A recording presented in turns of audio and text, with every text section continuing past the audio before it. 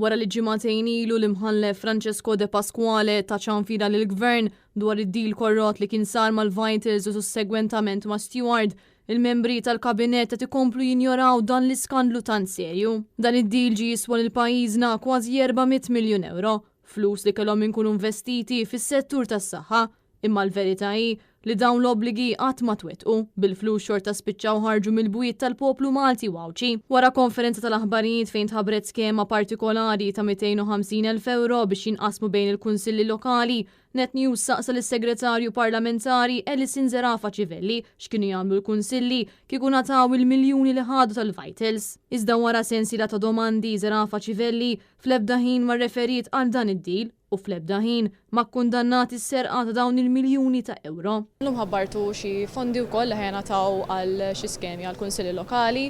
Taħseb li kieku ma sarx deal mal-Vitals, taħseb li kienu jingħataw aktar fondi lill kunsilli wara li l-Gvern berba kważi 400 miljun euro?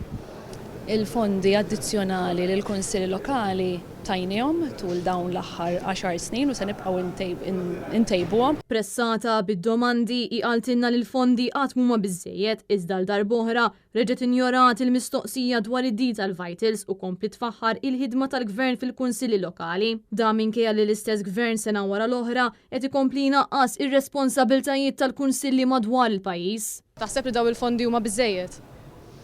Qatmu biżżejjed għalhekk se nkomplu tul sena minn sena l-oħra nisimgħu mingħand il-kunsilli lokali biex fejn nistgħu ntejbu nibqgħu ntejbu. Ma kieku ma ntefqux dawn il-miljuni kollha, taħsibx kieku kienu jagħtaw aktar flus? Jekk tħares lejn dak li jagħmlu l-kunsilli lokali tinduna kemm il-kunsilli lokali tagħna s-sindku u l-kunsilliera flimkien mat-tim tagħhom jaħdmu għal ġid tar-residenti tagħna. Intant meta ġiet mistoqsija dwar min se jġor responsabbiltà għal dan id-deal korrott, is-segretarju parlamentari Alison Zerafa Civelli iddeċidiet li titkellem fuq xi ħaġa kompletament differenti u fit-tweġibiet tagħha insistit li l-Gvern se jkompli jafda lill-kunsilli. Min se jġor responsabbiltà għal dan id-deal fraudolenti?